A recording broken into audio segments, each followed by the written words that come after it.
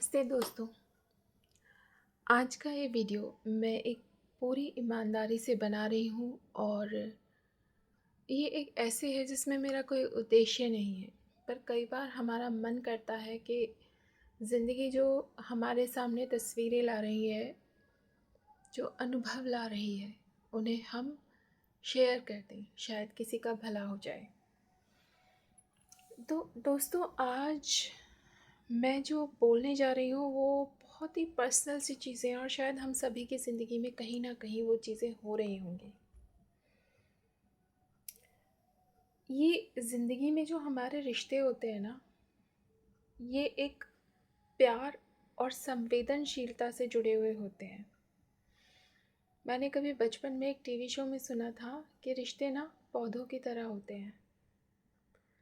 ज़रा सी भी लापरवाही या किसी चीज़ की अधिकता या किसी चीज़ का कम होना उन्हें मार देता है। इसीलिए उन्हें देखते रहो। लेकिन देखते रहने का अर्थ ये नहीं है कि उनसे खुद बच जाओ या उन्हें खुद से बांध लो। थोड़ा आज़ादी छोड़ना बहुत ज़रूरी है। और दूसरी बात एक ये है कि आप ये समझो कि किससे हमारा क्या रिश्ता है और उसे कितना वेटेज देना है। अब ज़रूरी नहीं है कि हम हर एक से एक लेवल पे बात करें। ऐसा भी कई बार होता है कि हमारे हर एक जगह से रिश्ते अलग होते हैं। उदाहरण के लिए मैं कह सकती हूँ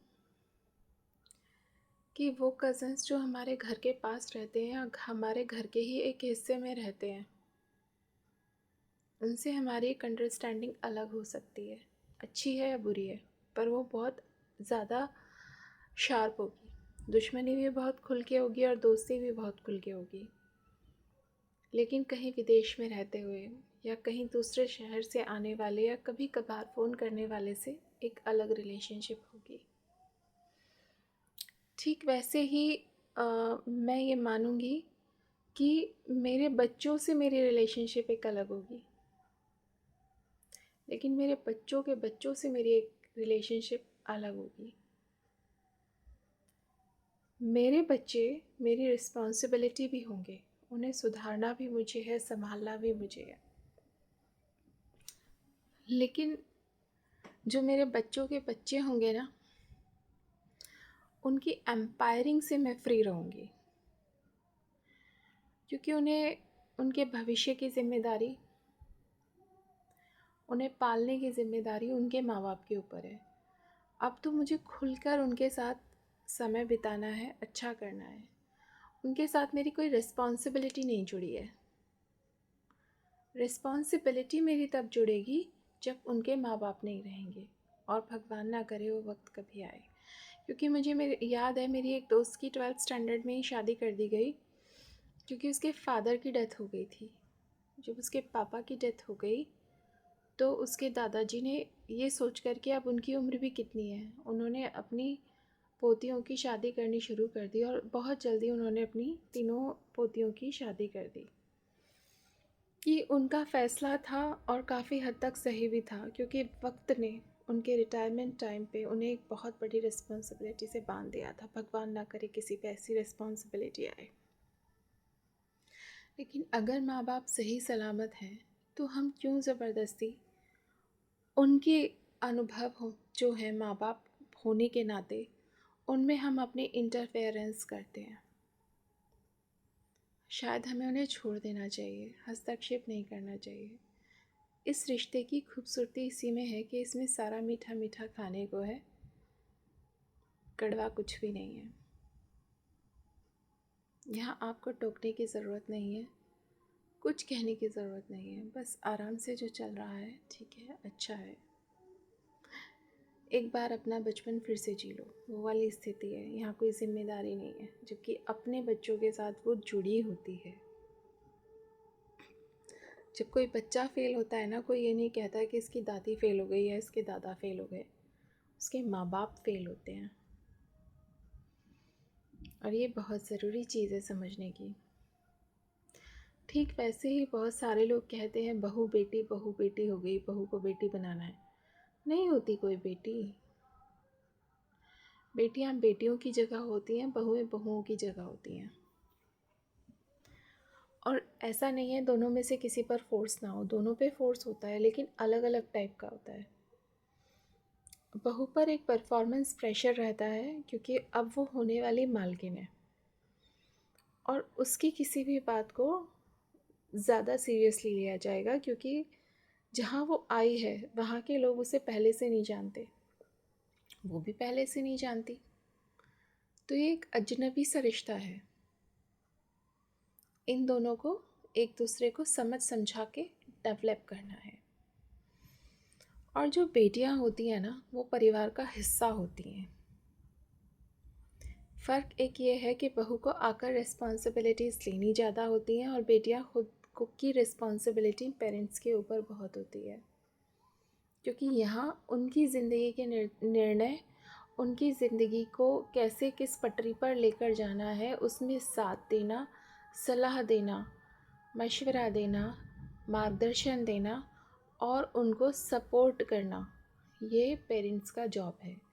लेकिन बहू वो एक वृक्ष ऐसा आ गया जिसे अब फल देने हैं और उसकी वो नर्चरिंग है। तो दोनों अलग अलग कैटेगरीज हो गए और उनको आप मिला नहीं सकते। महत्वपूर्ण ये है कि आप ये समझो कि जिससे हमारा जो रिश्ता है ना, हम उससे उसी तरह से बिहेवियर करें। क्योंकि अगर बेटी को आप 4 बात कह दोगे ना, तो वो फिर भी एक पल कभी अतीत की अच्छी बात को, या ये कि मुझे जन्म दिया है, मुझे पाला है, मेरे नखरे उठाए हैं, ये सोच के छोड़ देगी। लेकिन बहू नहीं छोड़ेगी, उसके दिल पे वो लिख जाएगा। उसकी माँ तो है ना, आप उसकी माँ को रिप्लेस नहीं कर सकते। ये बात बहुत ज़्यादा ज़रूरी है और लोग यहीं गलती कर जाते हैं। ठीक वैसे ही जो घर के पुरुष होते हैं ना, वो भी यही गलती करते हैं। आज की जो दुनिया में मैं अपने अनुभव से देख रही हूँ, क्योंकि मैं जन्मपत्री भी देखती हूँ, न्यूमेरोलॉजी भी करती हूँ, टैरोट्स भी करती हूँ और रेकी वगैरह के और भी कई हीलिंग आर्ट्स से जुड़ी हुई हूँ। प्रॉब्लम ये है कि लोग अपने रोल को लेकर, अपने रिलेशंस को लेकर क्लियर नहीं हैं। ज़रूरी नहीं है जिससे आप जो रिश्ता मानकर मेंटेन करके चल रहे हो वही रिश्ता उससे हमारे लिए सही है। फॉर एग्ज़ाम्पल, जब बेटे बीवियों को ले आते हैं तो बहुत सारे लोग उन्हें बकरा बनाकर छोड़ देते हैं घर वालों के सामने। बहुत सारे ऐसे होते हैं जो उनके पिता बन जाते हैं। मतलब कुछ आप बीवी को बोलिए, हस्बैंड फ़ौरन लड़ने के लिए आ जाएगा। तो ये भी सिचुएशन गलत है और ये भी गलत है कि बिल्कुल छोड़ दो। यहाँ एक संतुलन होना चाहिए, एक समझ होनी चाहिए, और कहाँ बोलना है, कितना बोलना है और क्यों बोलना है।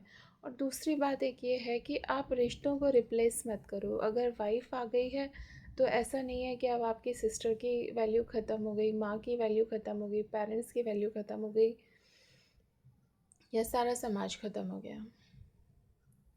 ठीक वैसे ही वो भी गलत है कि आपकी वाइफ की सब इंसल्ट करके जा रहे हैं, even your sister, your parents, और आप बहुत आराम से कह देते हो, कह दिया तो क्या हुआ, तेरे को वर्ड चिपक गए क्या। वो भी गलत है। आप अपने ही बेटर हाफ को खुद इंसल्ट कर रहे हो। पत्नी या पति अर्धांग या अर्धांगिनी होते हैं, और जब हम पूरी दुनिया को उनके ऊपर फ्री हैंड देते हैं ना कि आओ इसकी इंसल्ट करो, आओ इसकी बेइज्जती करो, तो समझ लेना दूसरे गाल पे थप्पड़ आपके भी पड़ रहा है। क्योंकि कहते हैं ना, आप उसे तहफ़्फ़ुज़ फ़राहम नहीं करा पाए, आपके साए में वो सुरक्षित नहीं है। और पति की, पिता की, भाई की यही ज़रूरत है। अगर आपके साथ, आपके साए में आपकी बहन, आपकी बेटी, आपकी बीवी सुरक्षित है, तो ही आप पुरुष हैं और आप उस रिश्ते के सम्मान के लायक हैं। और मैं सभी फीमेल्स को भी एक बात बोलूँगी, आप ये मत सोचो कि आप पूरी दुनिया को बेवकूफ़ बना दोगे। आप जानते हो आप क्या कर रहे हो, और जानकर भी नादान बन रहे हो, तो आप सबसे बड़े बेवकूफ़ हो। क्योंकि ये एक बहुत बड़ा फैक्ट है कि दुनिया का कोई भी पुरुष बेवकूफ़ नहीं है। वो पहली ही नज़र में या एक दो मुलाकात में आपका ना एक स्टैंडर्ड समझ जाता है कि किस टाइप की है, और फिर आपके साथ वैसा बिहेवियर करता है और आपको वैसे रखता है।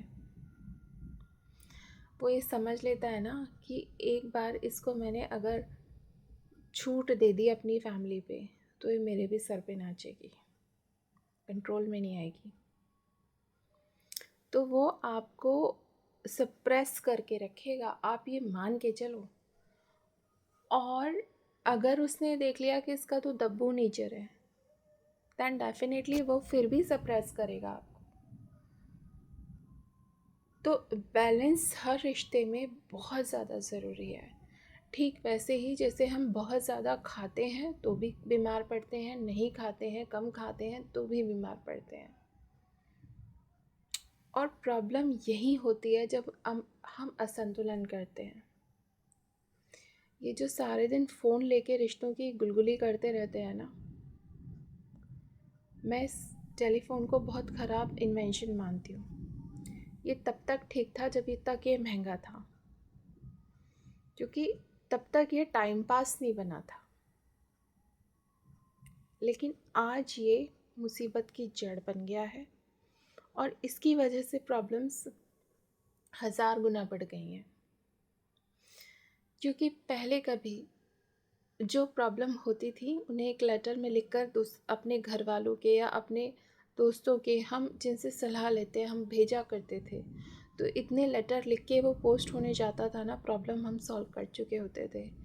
लेकिन अब क्या करते हैं कि फ़ोन उठाते हैं, नंबर डायल करते हैं, तुरंत सुनाना शुरू करते हैं, फिर वो एक्सट्रीम करते हैं, वो उसको और एक्सट्रीम करते हैं, फिर वो बात सारे में घूमती है। हर कोई उसको ऐसे रिचार्ज देता है टॉपिक को कि आग लग जाती है। हमें इन सब चीज़ों से ना ऊपर उठना पड़ेगा। हमारे टाइम का जो बेस्ट यूज़ है ना, हमें खुद तलाशना पड़ेगा, इन सब चीज़ों में नहीं है। लेकिन मोस्ट इम्पॉर्टेंट, समझो किस चीज़ को, किस रिश्ते को हमें कितना वैल्यू देना है, और किस रिश्ते का क्या अर्थ है, और वहाँ हमारी भूमिका क्या है। इसके प्रति हमें एक समझ विकसित करनी बहुत ज़रूरी है। अगर किसी को मैंने बहुत ज़्यादा बोल दिया है तो मैं माफ़ी चाहूँगी।